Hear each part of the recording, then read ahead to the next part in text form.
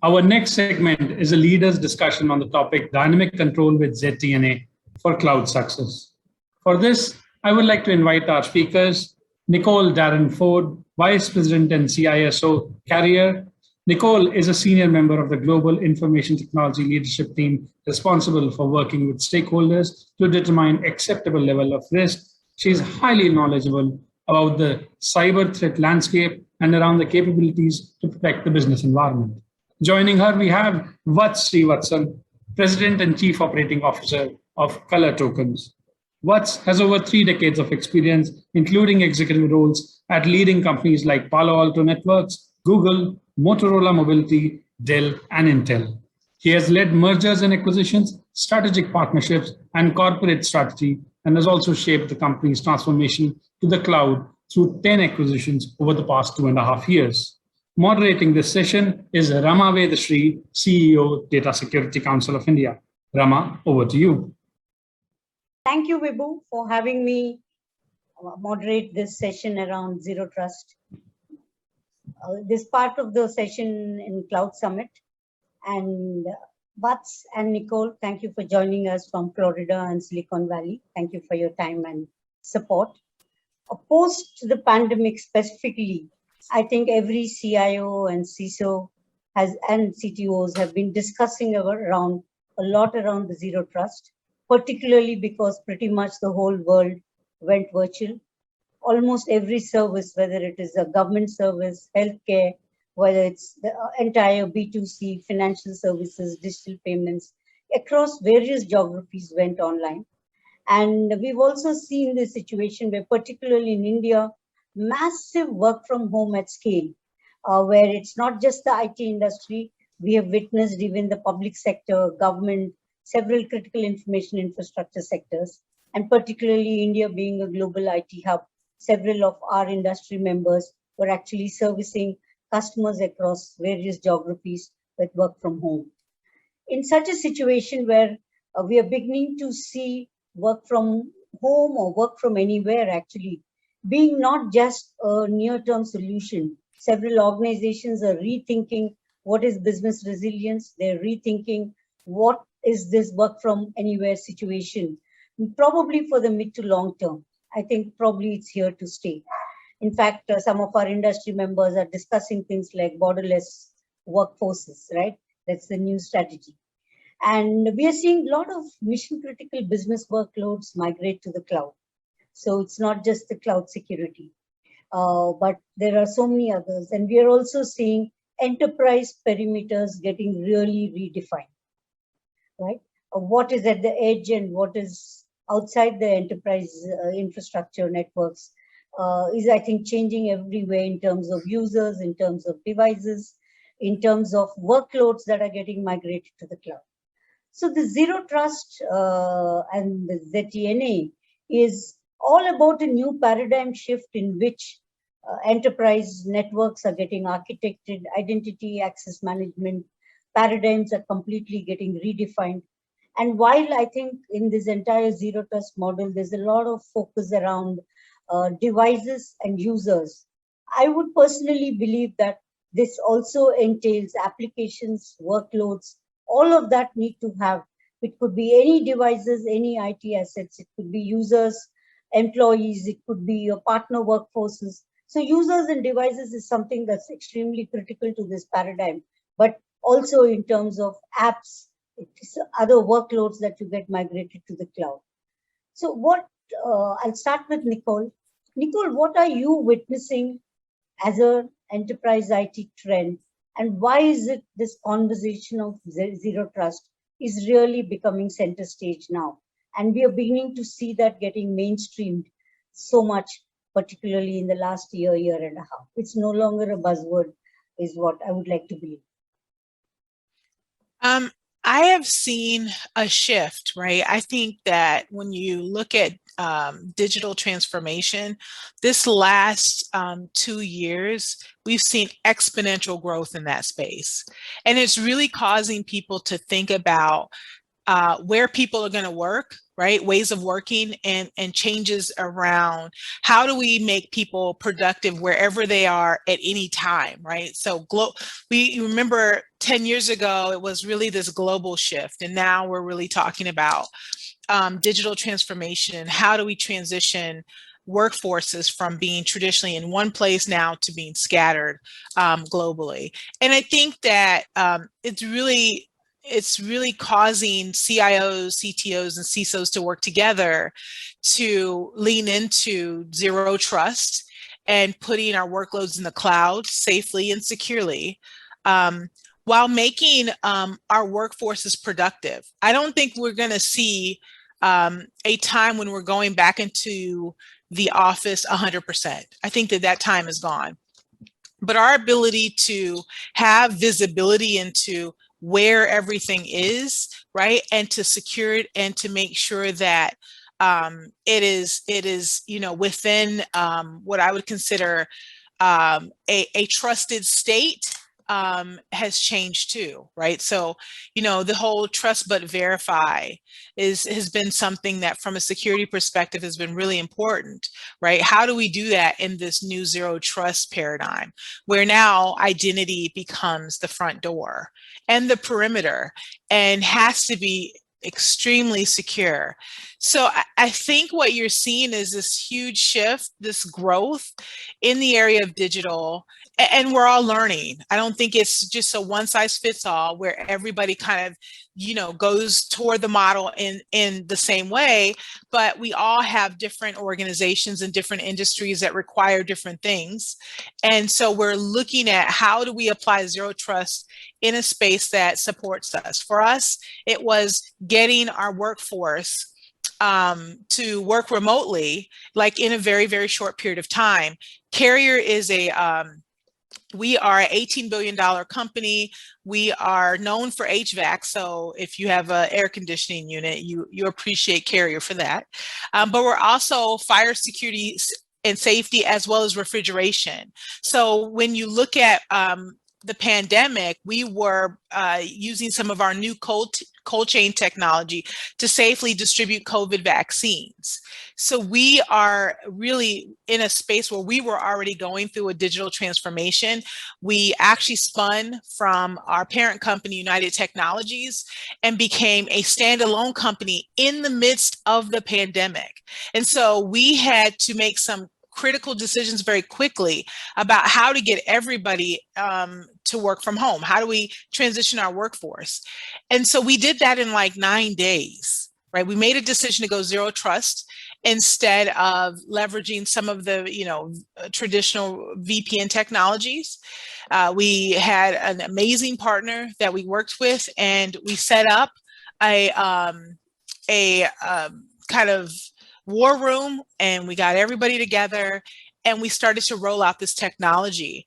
It was easy because it's all software defined, but I will tell you there were some challenges in really understanding how the workforce was going to adopt this technology with very little training.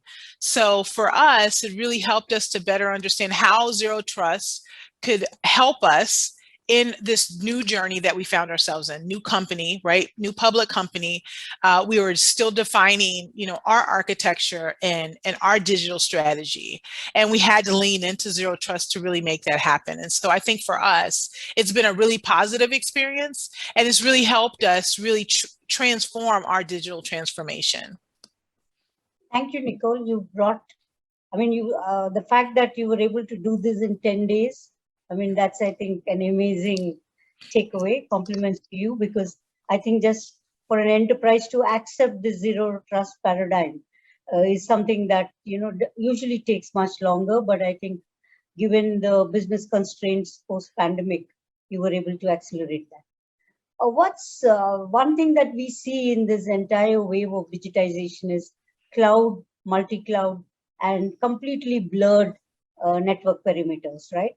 And a plethora of devices that are getting, joining the network and probably not on your VPN or on your secure enterprise networks coming to office and all of that. So in this, are you seeing a broader trend of zero trust of everything getting really implemented, and CIOs of large enterprises across verticals really seeing this as the paradigm which will mitigate the digitization risk? Yeah, first, thank you for having me here. It's great fun to be here, and terrific to have this chat with Nicole and you. In general, what we are seeing, if I represent ColorTokens, which is a zero trust security provider. We serve our clients around helping them bring zero trust to reality, because zero trust has been thrown around as a buzzword for a number of times, and now we are seeing that as companies start to adopt it, they need to kind of operationalize it, and they need to look at what it means. But coming back to your question, yes, I think what we've seen at cloud is that cloud has been a fantastic opportunity. As part of one of the early members of Google Cloud, one of the large cloud providers, I had a front row seat to the digital transformation, how companies started to adopt cloud. And it's been very good. We can do things now that we couldn't do 3 or 4 years ago, because the amount of compute that's available in the back end for AI or other applications. At the same time, it's brought challenges. One, as you talked about, the perimeter has changed. And so there is no definition of inside versus outside. So every application is critical. There are things that are sitting in the data center. An application could be sitting in the data center and calling for another application that's sitting in the cloud. So you end up with this interconnected world where there is no inside and outside. The other stress thing is that is with the pandemic, working from home, has accelerated the change that was already afoot with bring your own device and things like that. So people now are from home, from a remote factory, they're expecting to access applications that may be in your data center, maybe in your cloud, on any device that they want. So the whole notion of how do you make yourself secure has changed in that context, and I think will stay with us for a period of time. If you couple that with the fact that cyber attackers have not been idle, they've not been deterred by the pandemic, and if at all attacks have increased, it just puts an additional onus on companies to look at zero trust for everything. What does zero trust for everything means? It means that irrespective whether my workload is on the cloud or in the data center, irrespective of whether my employees or my suppliers or partners can access it from a device that is sitting in a company building, or whether the device that I'm using from home to access, I should be able to protect and trust those that I can give access to, and prevent people that don't have authorized access into it. So that's a bit of what we've tried to do with our technology, is help customers in that transition and prevent the fragmentation of information that's happened in security. Effectively, you end up with security. There's tons of problems in cybersecurity. There's tons of solutions, each one solving a particular problem. And what that does is it fragments information, and now you have to aggregate all the information back, even to figure out if there was an attack or not. And what we've tried to do is cut around the fragmentation by taking one problem and solving it end to end. So we have the full context of who's using the device, what are they accessing, how critical is the application they're accessing, how risky is the interaction, and therefore assign a value of trust to every single interaction. So I have a follow-up question, Vats, to you before I move to Nicole. So are you seeing the broader adoption of zero trust model and implementing ZTNA across various verticals, or are you seeing it happening more in maybe ITS, maybe financial services, or are you seeing the uptake for this model and a roadmap for implementation, and probably selecting the right technologies for this and getting geared up, because they also need to assess their security posture and whatever they've been doing in terms of their operations and strategy. Are they ready? Are you seeing it across verticals? Yeah, we are certainly seeing it across a lot of verticals. The drivers may be a bit different. Look, the pandemic, in a sense, made remote work from home almost the norm for everybody in the industry, irrespective of geography, irrespective of the vertical. And that forced people to rethink, how do I actually provide secure access to people, irrespective of where they're calling in from, and to the applications you need. As Nicole was mentioning, VPNs have been around for a long, but they're almost a blunt tool, because they say you're in or you're out. And you need a lot more sophistication. Otherwise, CIOs have to make the tough trade-off of, what happens if somebody my third-party supplier wants specific access to specific applications. So in some sense, that trend is broad across the board. The drivers of what happens and the use cases we see differs by industry. So healthcare, for example, where we've seen a lot of interest, there is a lot of interest to keep all the core assets secure, particularly around patient records, particularly around research data, because there is clearly that data is incredibly critical. And because the notion of the perimeter has gone away and the access is so interconnected, there is a notion of how do we keep that secure. Financials, we are starting to move in that direction, mainly because as they migrate to cloud, which is a different security formulation than what they had on-prem, they want to make sure that the same level of controls exist across the hybrid cloud. And also there is this notion that we support with our tool called micro-segmentation, which means you segment specific group of applications and what can interact with each other within your environment. And we are seeing some adoption of that in the financial industry because they have a very complex portfolio of applications that they deal with, and the interactions get very complex. If I look at industrial, some of the terrific companies like Carrier and others, some of the use cases we are seeing there is they have factories that are spread across the globe, and they have people accessing different things from different factories. And so how you coordinate that information, who do you give access to, becomes quite critical. And it's particularly critical now because people from different factories are working from home and some are working in the office in the factories. So you have to coordinate all of that. So the broad answer to your question is we are seeing a lot of, uptick across the board. Retail is another one where we're seeing some customers use this old point of sale registers that don't get updated. So you have old software, very vulnerable, and provides a point of attack for folks. So people want to make sure that the access from that is protected. So we're seeing it across the board, although the use cases are very different and the drivers are somewhat different across the different industries. So Nicole, since you have really gone through this journey of implementing, particularly post-pandemic in a very short time frame, what are your tips or your insights into how does an organization go about preparing for this or assessing their security posture? Because there is still the audience in this cloud summit will want to probably are at the starting point of their journey of implementing. Maybe they've done their homework, but they've not yet started. And another thing is you represent a global leader in manufacturing, right? So if it is a manufacturing entity, probably it's very different from an ITS or a banking and financial services, because there's a lot of operational technologies, there's a lot of IoT in many of the manufacturing sector and the plants, very remote sites, particularly in India. So for manufacturing sector, if somebody, a CIO or CISO wants to go ahead, and with your experience, what are the insights you would like to share that if I'm a CISO of a mid-sized or a large manufacturing company in India, what can I learn from you? Oh gosh. So I think, don't boil the ocean. I think you have to find the use case. Like Vats said, there are specific use cases in different verticals where you could really apply zero trust quickly, right? You have to identify those.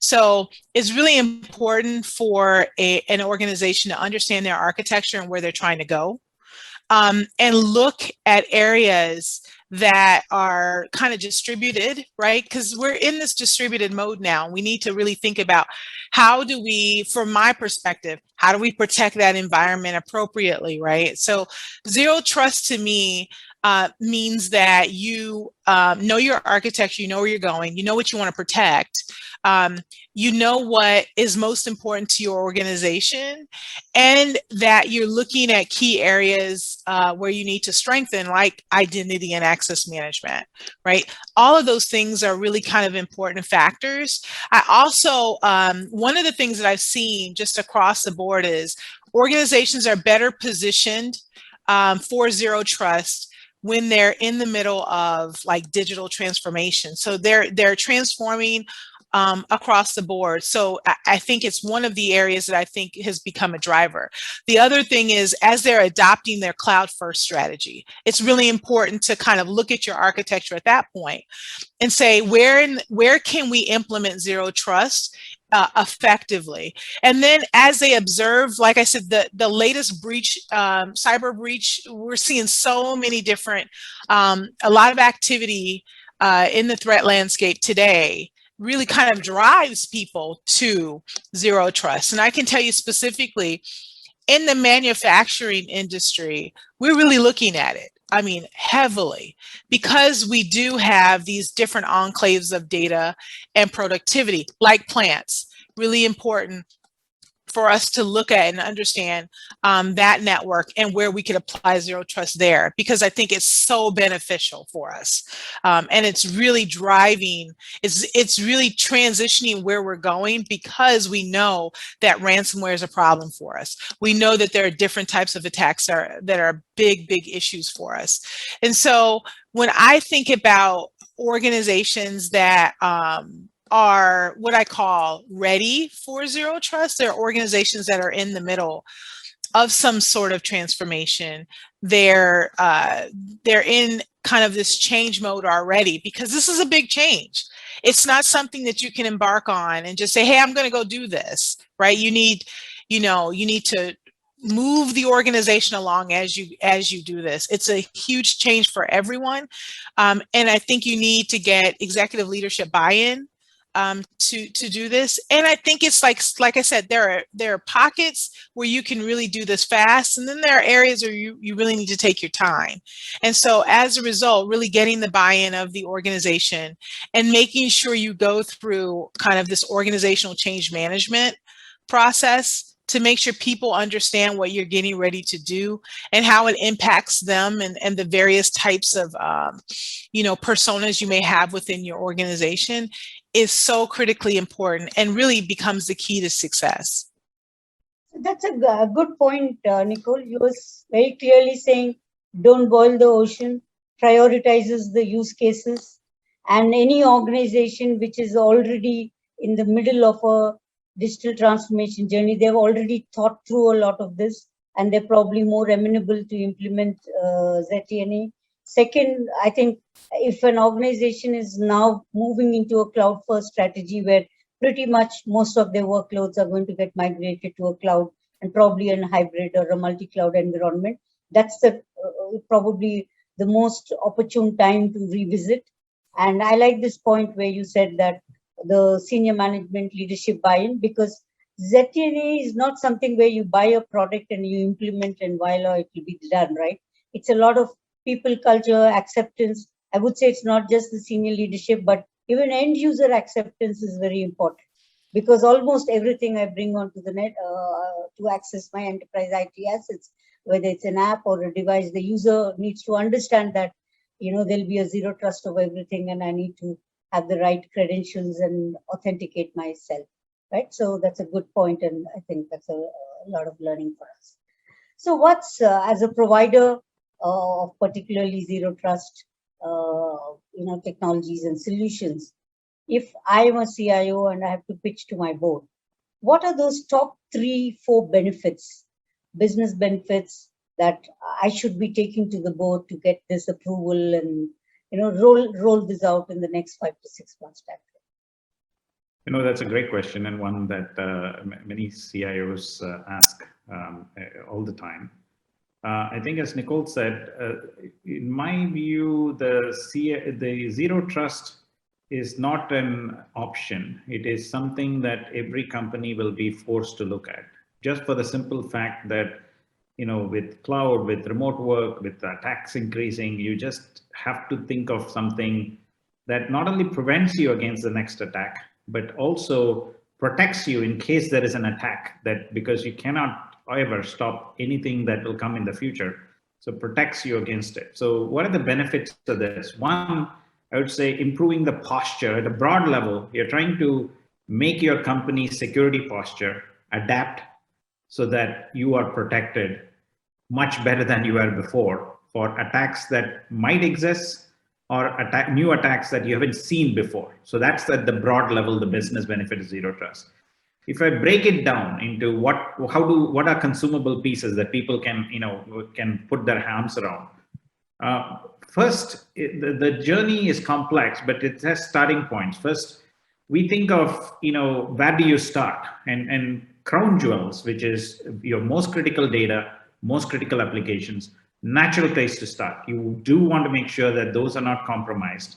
And there is no way for attackers to access them through other places that might be vulnerable. So that is typically a good place to start for many companies. Or the other side of it might be the most risky application. So when you have a lot of legacy systems, I talked about point of sale registers in retail. I talked about manufacturing plants that might still be running old versions of software that have vulnerabilities that you can't patch or you can't afford to patch. So the highest risk, or you might have connections going from inside to outside, in a sense, to the internet, and there may be things. So those are areas, high criticality and high risk are good areas to start off with.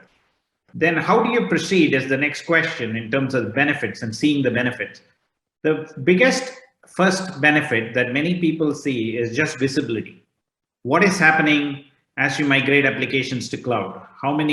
A big source of problem today with the cloud is what we would call user error or user configuration set by people that are provisioning the cloud. Not because they don't know that it's insecure, just because it's so complex. There's so many different configurations need to happen. So visibility on what is communicating to what, which applications are communicating, what is interacting with the application, how much data is getting exfiltrated. All that is the first step of the benefit. The second step comes in, can you actually simplify policies on how you want your posture to look? So these policies take into account the criticality of the application, the risk involved in opening that up and say, what is the set of policy? Now, that's not an easy problem, but we've tried to make it easy through automation, machine learning, to try to bring what should be your policies for governing these things. Who do you allow? Who do you trust? How do you define trust? How does it improve over time? Where is it risks have increased? And so something you trusted no longer is trusted, because somebody used to access this from this device, but they've moved to another device that is not trusted yet in this network. So that's the second thing around policies. And the benefit of that largely comes from better knowledge that the things I want to protect are as protected as it can be. The third set comes in enforcement of those policies. And there, I think the business benefit of that enforcement comes, with the fact that you're making your organization react dynamically to any risks that you may not foresee. I'll give you an example of it. I was talking to a set of folks from the US Army, and one of the folks said, look, with attackers and attack modes changing all the time, we have to expect that there is some attack going on at any point in time across some part of our network. And in a sense, that's the reality. And the reality is that there are attacks that are happening all the time. And even if there is an attack, you have to make sure that your policies and the way you've designed it prevent the damage from spreading across the board. So what we call lateral spread. So what we try to do is use a technology called microsegmentation, which is we basically create islands, if you will, within the organization. So even if you're breached, your attack is contained within a limited group. So to summarize, if you step back, what are the big business benefits? One, a good understanding that your security posture is better than it was before. Increased visibility into transactions that are happening in the first place. Increased assurance that the policies you're putting in place protect your most critical assets or your most risky interactions. And finally, making sure that you're building a resilient organization. So even if there is an attack, if there is an unknown pattern that comes on, what they call day zero attacks, you still make sure that your damage from that is limited, so you don't end up with compromising. Those are the kind of benefits that customers see. But as Nicole said, it's a journey, and it's best to start from some part of the journey and then migrate it going forward. Nicole, as to wrap up, where do you see a challenge where probably there is a faster pace at which the cloud migrations are happening now? probably what would have happened over 2 to 3 years time frame. Now, post-pandemic, it's happening probably in 5 to 6 months time frame, or timelines are getting, cut short. So where do you see challenges where the digitization wave and the cloud migration is happening at a certain pace, and zero trust implementation in a large organizations with multiple sites across the country or across multiple countries? Where do you see some challenges?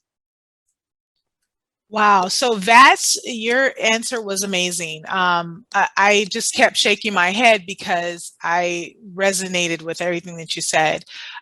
So change is generally challenging, right? So when we attempt to change an age-long practice, there's bound to be some reluctance. And as humans, we are more comfortable when we remain in our familiar territory.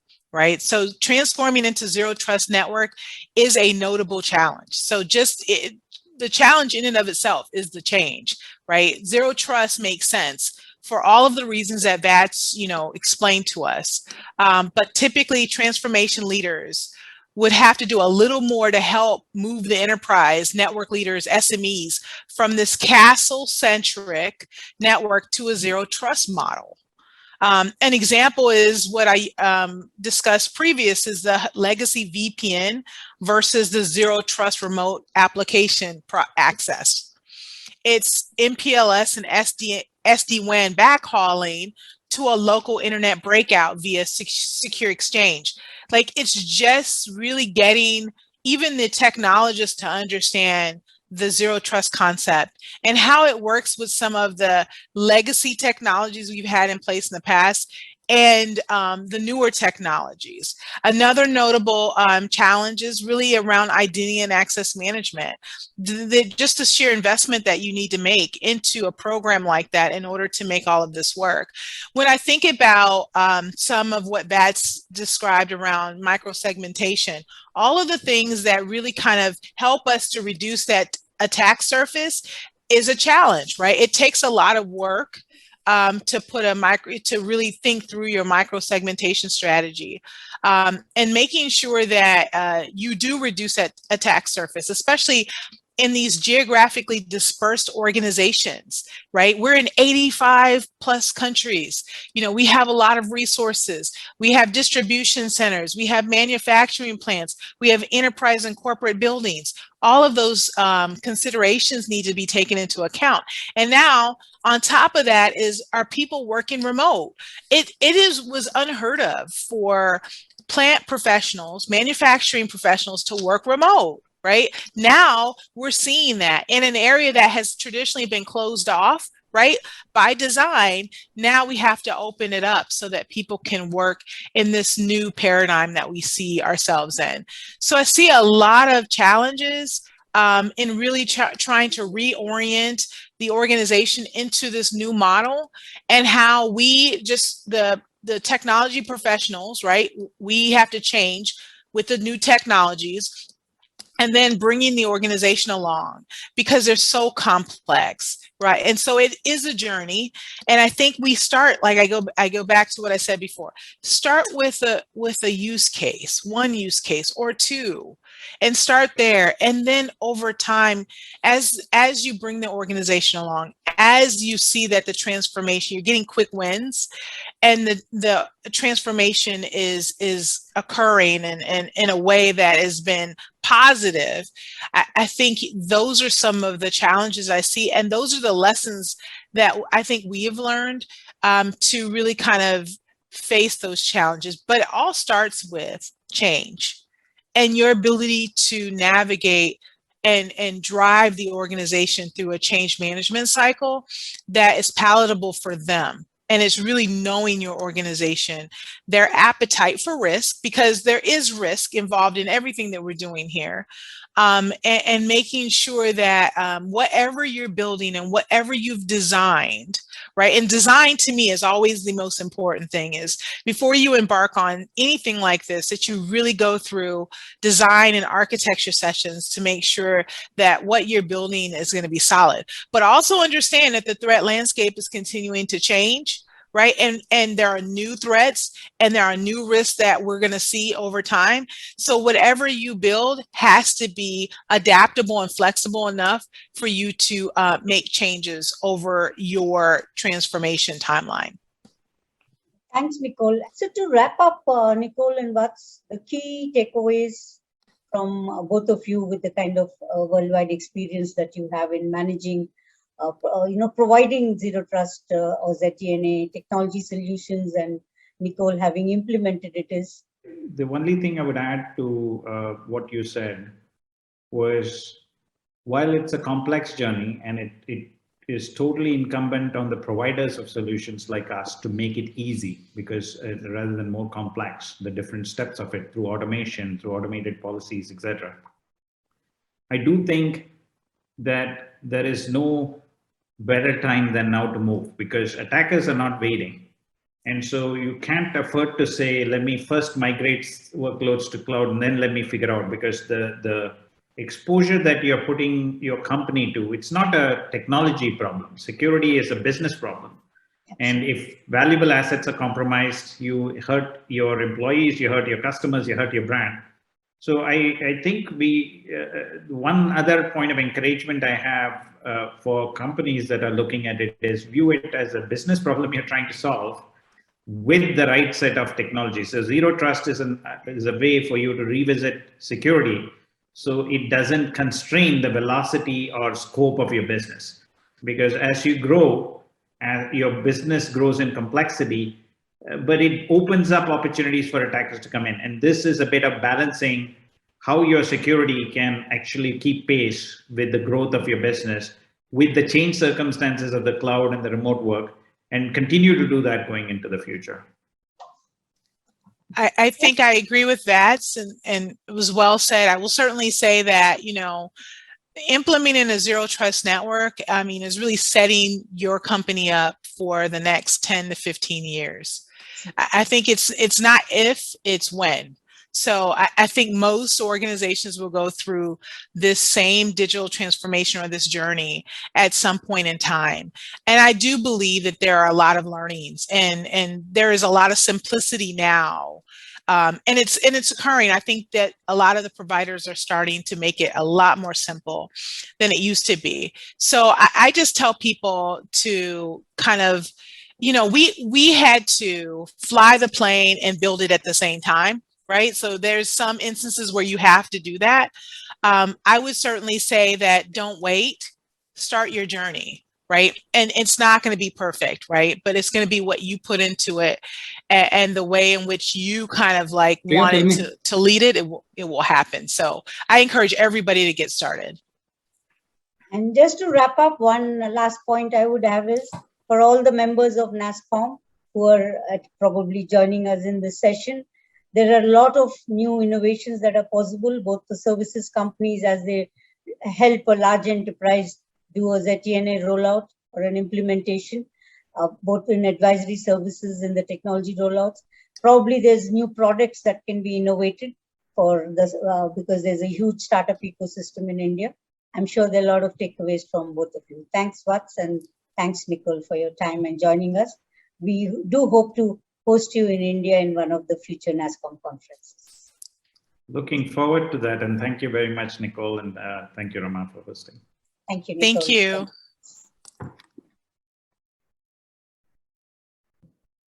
Thank you, Rama, Nicole, and Vats for such an amazing discussion.